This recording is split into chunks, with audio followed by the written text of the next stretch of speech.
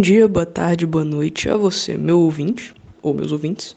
Meu nome é Guinevere Carvalho, eu sou aluna do segundo ano do curso técnico de agroindústria e estudo no Instituto Federal Campus Guanambi.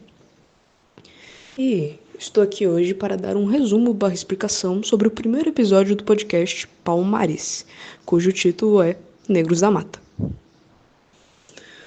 O podcast começa deixando claro que a história sobre Palmares tem uma série de narrativas, muitas delas de origem cultural, surgidas principalmente após o processo de redemocratização do Brasil.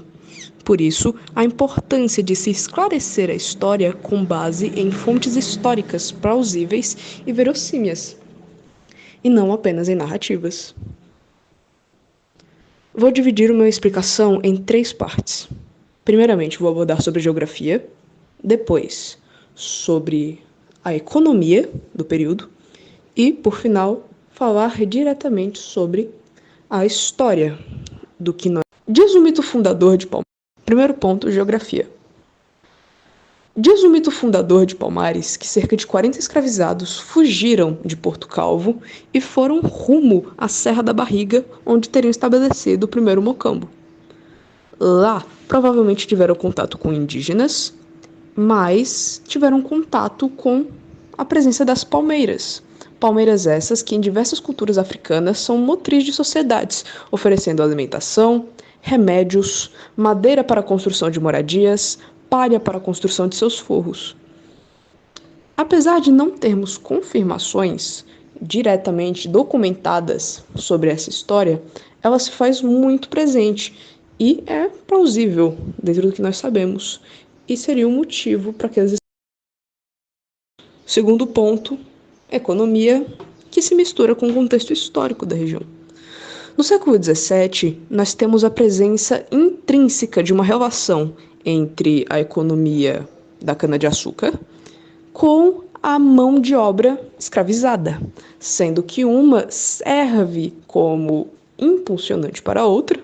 A mão de obra escravizada é essencial para que se tenha uma mão de obra barata e margens de lucros maiores, como a economia açucareira.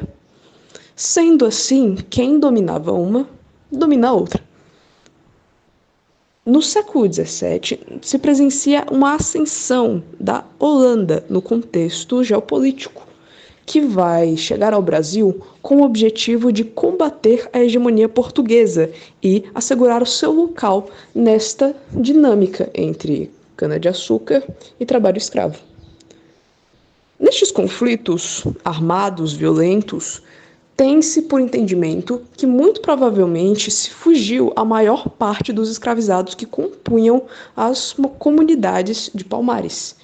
Por isso, quando o conflito se findou e os holandeses se estabeleceram como ganhadores apenas daquela região, da capitania hereditária de Pernambuco,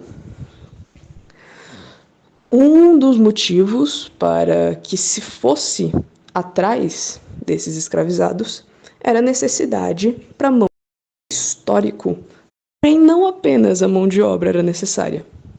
Entrando no aspecto histórico, nós vemos que, além desta necessidade econômica, diversos grupos, provavelmente de habitantes do quilombo de Palmares, realizavam ataques contínuos a senhores de engenhos e suas propriedades.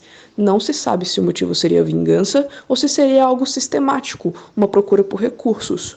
Porém, a consequência destes ataques e da necessidade holandesa da mão de obra resultou que em 1644, Rodolfo Barro, após ser nomeado por Maurício de Nassau, que declarou guerra ao quilombo, foi em direção a uma expedição com o objetivo de recuperar os escravizados e de desmontar o quilombo. Levou suas tropas com a ajuda de negros e indígenas, aliciados com o objetivo de encontrar e os direcionar rumo ao tal mocambo. Lá, quando chegaram, mataram cerca de 100 de seus habitantes, capturaram alguns outros. Porém, quando acharam que tinham ganhado, foram surpreendidos por táticas de guerrilha. Os habitantes se esconderam na mata e, depois de que a poeira baixou, atacaram novamente os engenhos holandeses. Assim, um ano depois da expedição, João Blair, padre holandês, reuniu novamente uma frota junto de colonos, os expedicionários, junto de negros, junto de indígenas, rumo a encontrar, capturar e desmontar o quilombo. Porém, não durou muito. Após 5 dias de caminhada, João Blair caiu doente e, em seu lugar, o tenente Hewens foi colocado como... Com o tenente Hewens no comando, de 20 a 30 dias de caminhada, encontraram diversos mocambos. O primeiro estava abandonado há cerca de 3 anos e completamente vazio. O segundo estava, de novo, vazio, mas ainda apresentava sinais de habitação recente, o que motivou a queimarem eles. Caminharam mais 1,5 km dali e encontraram outro mocambo vazio. E assim em diante, foram caminhando de 30 em 30 minutos e encontrando mocambo atrás de mocambo, todos vazios. Até que, por fim, chegaram a Palmares Grande, a conhecida capital, o que eles pensavam ser a capital de todo aquele conjunto. Porém, de novo, para a surpresa deles, o local estava completamente vazio. Derrotados e sem terem o que saber, não terem mais o que fazer na realidade, eles queimaram o que eles encontraram e foram embora.